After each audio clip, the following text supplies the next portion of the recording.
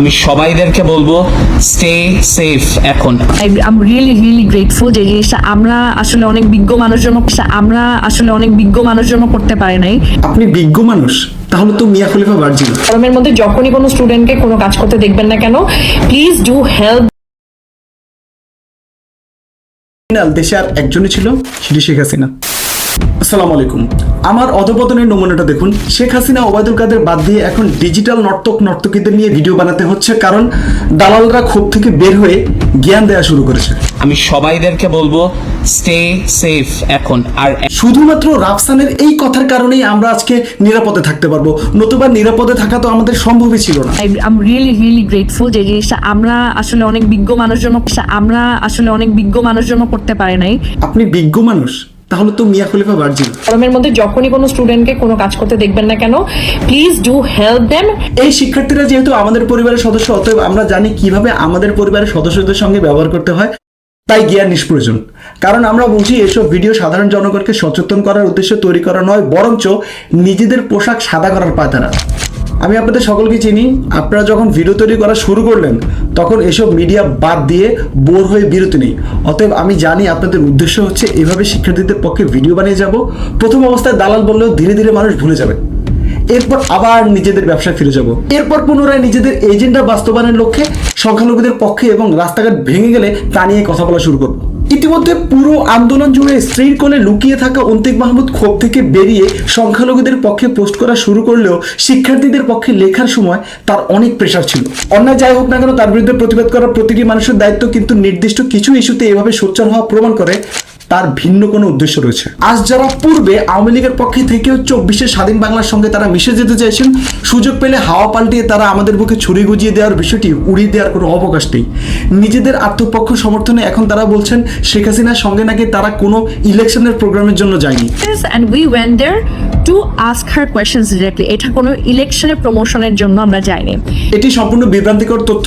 সেটি ছিল সম্পূর্ণ ইলেকশনের প্রোগ্রাম। প্রথমত অনুষ্ঠানটি নির্বাচনের আগে হয়, জানুয়ারির দিকে মনে হয়। জানুয়ারি ইলেকশনের আগে আমাদেরকে একটা প্রোগ্রামের জন্য ইনভাইট করা হয়। এরপর সেই অনুষ্ঠানটি সিআরআই এর ব্যানারে অনুষ্ঠিত। সিআরআই হচ্ছে বাংলাদেশ আওয়ামী লীগের থিঙ্ক ট্যাঙ্ক ভিত্তিক প্রো আওয়ামী লীগ এজেন্সি।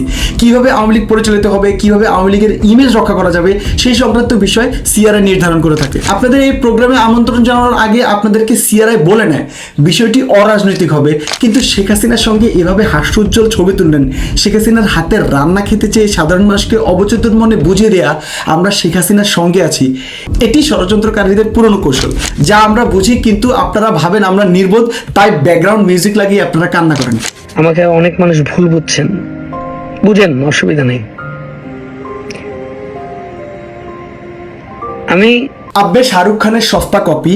দেশের এই ক্রান্তি লগ্নে অন্তত অ্যাক্টিং থেকে বের হয়ে রিয়েলিটিতে আসা যায়। কিন্তু पिक्चर अभी बाकी है मेरे दोस्त। সম্পূর্ণ ভিডিওতে তহিদ আফ্রিদি যে পরিমাণে মিথ্যাচার করেছেন, গোটা আওয়ামী লীগ তার জীবদ্দশায় এত মিথ্যাচার করেছে কিনা সন্দেহ। এখানে তিনি বলেন তিনি নাকি প্রেসারে ছিলেন। কিভাবে প্রেশারাইজড হয়েছি আমি, অথচ তিনি ছাড়া বাকি সব মানুষ রাস্তায় বেরিয়ে প্রমাণ করে দিয়েছে কোনো প্রেসারই অধিকার আদায়ের সামনে বাধা হতে পারে না। আমাকে এরকম বোঝানো হয়েছে যে তুমি যদি কথা বলো অনেক মানুষ মারা যেতে পারে। যখন আপনাকে বলেছিল অনেক মানুষ মারা যেতে পারে, তখন আপনি বলতে পারলেন না মারতে তো আর কম মানুষ মারছেন না, তাহলে আমি বললে আর কতই বা বেশি মারবেন। বলে কথা, আপনারা মানুষ মারতে থাকেন। চারদিকে মেন্টাল প্রেশারে ছিল। কিসের মেন্টাল প্রেশার? আমার 2 সন্তান, একজন ছিল দাদির কাছে, অপরজন মায়ের কাছে। আব্বু ছিল নোয়াখালী, আম্মুকে পাঠানো হয় যাত্রাবাড়ি। আমার মেজো ভাই ছিল মুন্সিগঞ্জ, আর ছোট ভাই অতনু ছিল মিরপুর। সবার ফোন নাম্বার চেঞ্জ, কারোর সঙ্গে কারো যোগাযোগ নেই। শেষ কথা ছিল, যেই ধরা খেয়ে আমরা মরে যাই না কেন, আমাদের বংশ যাতে নির্বংশ না হয়। এই মেন্টাল প্রেশার ছিল আপনার। মেন্টাল প্রেশারে এরপরও তো আমরা ভিডিও বানাই। আমার অতনু রাস্তায় ছিল টানা 20 দিন। ন্যূনতম কোনো স্বার্থ ছিল না আমাদের, শুধুমাত্র দেশ রক্ষা ছাড়া। আমরা রাস্তায় বুক পেতে দিচ্ছি, তখন আপনি শোনাচ্ছেন প্রেশারের কথা। আমি বারবার আপনাদেরকে, আমি কতবার যে কত ডিপার্টমেন্টের অফিসে গেছি সেটা আপনারা একদিন জানতে পারবেন। আমি আরো অনেক কথা আছে, আমি বলবো একদিন। আপনার পরে বলার দরকার নেই, কারণ আমি এখনই বলে দিচ্ছি। আপনি ডিজিএফ এর কথা বলছেন, এই তো এখানে আপনার আগে আমি কাজ করেছিলাম, যেহেতু আমি বাংলাদেশের প্রথম পলিটিক্যাল ব্লগার এবং বাংলাদেশে অবস্থান করা একমাত্র, সেক্ষেত্রে আপনার আগে 2017 সালে সেই ঘাটের পানি খাওয়া আমার শেষ। প্রথম দিকে তাদের কাজ দেশকেন্দ্রিক থাকায় তাদের সঙ্গে কাজ করার ইচ্ছা ছিল, কিন্তু এর ভেতরে রাজনৈতিক ব্যাপার স্যাপার প্রবেশ করায় নিজের স্ট্যান্ড শক্ত রেখে আমি বেরিয়ে যাই, কিন্তু আপনি বেরিয়ে যেতে পারেননি। উল্টো সরকারের পক্ষে গিয়ে শিক্ষার্থীদের বিপক্ষে ভিডিও বানাতে ইনফ্লুয়েন্সারদের আপনি থ্রেড দেওয়া শুরু করেন। RS ফাহিমকে আপনি ভিডিও বানাতে বললে তিনি অস্বীকৃতি জানায়, তখন RS ফাহিমকে আপনি হুমকি দিয়ে বলেন, দেখ এই সময় কেটে যাবে, কিন্তু এখন ভিডিও না বানালে ভবিষ্যতে তোর কল্লা থাকবে না। আমার প্রিয় বাংলাদেশ, আবার ভাবুন আপনারা কাকে ইনফ্লুয়েন্সার বানিয়েছেন, যিনি অপর একজনকে থ্রেড দিয়ে বলে ভিডিও না বানালে তোর কল্লা থাকবে না। এর বাইরে তহিদ আফ্রিদির কাছে একাধিক কন্টেন্ট ক্রিয়েটরের আপত্তিকর ভিডিও আছে। বিভিন্ন সময় মদ খাইয়ে এই আফ্রিদি কন্টেন্ট ক্রিয়েটরদের থেকে আপত্তিকর ভিডিও সংগ্রহ করে, যাতে ভবিষ্যতে এই আফ্রিদির বিরুদ্ধে কেউ কথা বলতে না পারে। যাকে দেখে আপনাদের এত ইনোসেন্ট মনে হচ্ছে, তার মতো ক্রিমিনাল দেশে আর একজনই ছিল, সেটি শেখ হাসিনা। আমাদের বহু কন্টেন্ট ক্রিয়েটরের জীবন নিঃশেষ করে দিয়েছে এই আফ্রিদি। স্বপ্ন আহমেদ এখন পর্যন্ত তার ইউটিউব চ্যানেলটি ফিরে পাননি। আল্লাহ, আজকে আমি যেভাবে কান্না করতেছি ঠিক ওই রকম ভাবেই যেন একদিন তহিদ আফ্রিদি যেন কান্না করে, কারণ তহিদ আফ্রিদি যেন বুঝতে পারে যে জেনে শুনে স্বপনকে আজকে মিথ্যা মামলা দিয়ে যেভাবে কান্না করাচ্ছি, সেই কান্নাটা কতটা কষ্টের। সাইম শাহরিয়ারের উপর অমানবিক নির্যাতন। বলতে বলতে পিছন দিকে আমার হাতের মধ্যে হ্যান্ডকাপ পরিয়ে ফেলে, মাথার মধ্যে কালো একটি টুপি পরিয়ে ফেলে। সেই কালো চাদরে ঢাকা অবস্থায় আমি কাউকে দেখতে পারছিলাম না। আমার শরীরে ভাই এলো পাথারি আঘাত করা হয়, যে যেখানে এমন আরো অসংখ্য নাম নেওয়া যাবে। ক্ষমতা থাকা অবস্থায় যাদের উপর নির্যাতন চালায় এই আফ্রিদি, তাই ক্ষমতা যখন চলে যাচ্ছে সেই বিষয়টি মেনে নিতে না পেরে এত আগ্রাসী হয়ে শান্তির রহমান, হেজি, রাফির মতো কন্টেন্ট ক্রিয়েটরকে তহিদ আফ্রিদি ফোন দিয়ে ভয় দেখিয়ে বলে তোদের সবার বিরুদ্ধে রাষ্ট্রদ্রোহ মামলা হয়ে যাবে, আর এই মামলা থেকে বাঁচতে হলে তোরা আমার সঙ্গে দেখা করতে আয়। যার ভয়ে তারা বাধ্য হয়ে তহিদ আফ্রিদির সঙ্গে দেখা করতে চায়, যেখানে তহিদ আফ্রিদি বাকি ইনফ্লুয়েন্সারদের বলেন সরাসরি সরকারের পক্ষে না বানিয়ে এমনভাবে ভিডিও বানাতে হবে যাতে সাধারণ মানুষ মনে করে শিক্ষার্থীদের ভেতরে জামাত শিবির ঢুকে গেছে, মানে ওই যে সিআরআই এর পুরনো ট্যাকটিক্স। সরকারি ইলেকশনের ক্যাম্পেইন নয় শুধু হাসি মুখে ছবি, সরাসরি শিক্ষার্থীদের বিরুদ্ধে না, কিন্তু শিক্ষার্থীদের ভেতরে জামাত শিবির ঢুকে গেছে এমন তথ্য ইনফ্লুয়েন্সারদের দিয়ে প্রচার করা, যা একেবারে আওয়ামী লীগ ঘটনার কথা। পতন করায় আপনাদের আন্দোলন তো এখন পুরাটাই হচ্ছে গিয়ে জামাত শিবির আর বিএনপির দখলে চলে গেছে, তাইলে আপনারা জামাতকে আবার ক্ষমতায় আনবেন। এর বাইরে তহিদ আফ্রিদি রাফসানকেও সেই বৈঠকে আসতে বলে এবং রাফসান আসতে রাজিও হয়। তহিদ আফ্রিদি নিজে হৃদয়ের কাছে এই বিষয়টি স্বীকার করে বলেছেন মিটিংয়ে রাফসানেরও আসার কথা, কিন্তু শেষ সময়ে পারিবারিক কারণে তিনি আসতে পারেননি, যা প্রমাণ করে রাফসানের উদ্দেশ্য ছিল সাবেক সরকারের পক্ষে কাজ করার। এর বাইরে বিশ্বসেরা দুর্নীতিবাজ আওয়ামী সরকারের প্রতিমন্ত্রী নসরুল হামিদকে জেতানোর জন্য ক্যাম্পেইন করে এই রাফসান, আর তার কাছ থেকে শিক্ষার্থীদের পক্ষের এই অবস্থান নাটক ছাড়া আর ভিন্ন কোনো বার্তা দেয় না। এর বাইরে আন্দোলন শুরু হওয়ার পর গা বাঁচানোর একটা স্ট্যাটাস আর জয় নিশ্চিত হওয়ার আগ মুহূর্তে একটি পোস্টের বাইরে কিছুই করতে দেখা যায় না রাকিব আফসারকে, কিন্তু শেখ হাসিনা পালালে তিনি ফিরে আসেন। শেখ হাসিনা পালায় না, অথচ কি সুন্দর প্রধানমন্ত্রীর সঙ্গে হাস্যোজ্জ্বল ছবি। লেভেলের বাইরে গিয়ে পোল্টিবাজি, আর এই পোল্টিবাজিকে ভিন্ন মাত্রা দিয়েছে বুয়েটের শিক্ষক এনায়েত চৌধুরী।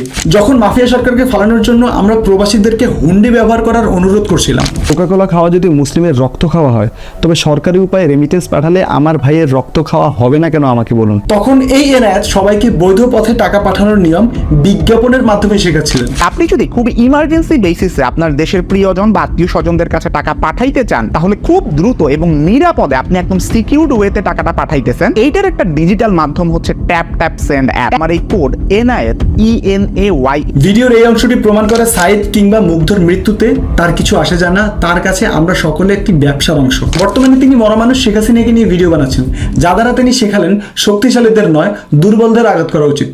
এর আগে শিক্ষিকা টিকটক করার কারণে ডুয়েটে আন্দোলন। বিক্ষোভ ও মানববন্ধনে উত্তাল পরিবেশ বিরাজ করছে ঢাকা প্রকৌশল ও প্রযুক্তি বিশ্ববিদ্যালয়ে। টিকটকার বা বলতে পারেন যে এই ধরনের কন্টেন্ট যারা ক্রিয়েট করে ওই ধরনের ওই ধরনের মানুষকে আমরা শিক্ষক হিসেবে দেখতে চাই না। শিক্ষক থেকে আমরা সব কিছু শিখবো, আর উনি যদি এই ধরনের ভিডিও কন্টেন্ট যদি আমাদের সবাইকে দেখায়, তাহলে আমরা থেকে কী শিক্ষা নিব? তার থেকে বুয়েটের শিক্ষার্থীরা শিখছে কিভাবে ক্ষমতাসীন সরকারের তাবেদারি করতে হয়, কিভাবে দেশের মানুষের সঙ্গে বেইমানি করতে হয়, কিভাবে সত্তা বিক্রি করে ব্যবসা করতে হয়। বুয়েটের শিক্ষার্থীদের কাছে প্রশ্ন, এই এনায়েত চৌধুরীকে দেখলে আপনাদের চোখের সামনে কি দোসরদের করা স্নাইপারের গুলি ভেসে আসে না? সাইদের বুক পেতে দেওয়ার দৃশ্য ভেসে আসে না? শুধু কি টিকটকার দেখলেই দণ্ড দাঁড়িয়ে যায় আর কিছুতে দাঁড়ায় না? আমাদের একটি কনক্লুশনে আসতে হবে। স্বাধীন বাংলাদেশে আমাদের চাওয়া কি? আফ্রিদি, রাফসান আর এনায়েতের মতো স্বার্থলোভী বেঈমান, নাকি আবরার, সাইদ আর মুগ্ধের মতো বলিষ্ঠ মানুষ, রক্তে আগুন জ্বালা সাহসী সমাজ? কি চাই আমরা? আমাদের তা ঠিক করতে হবে।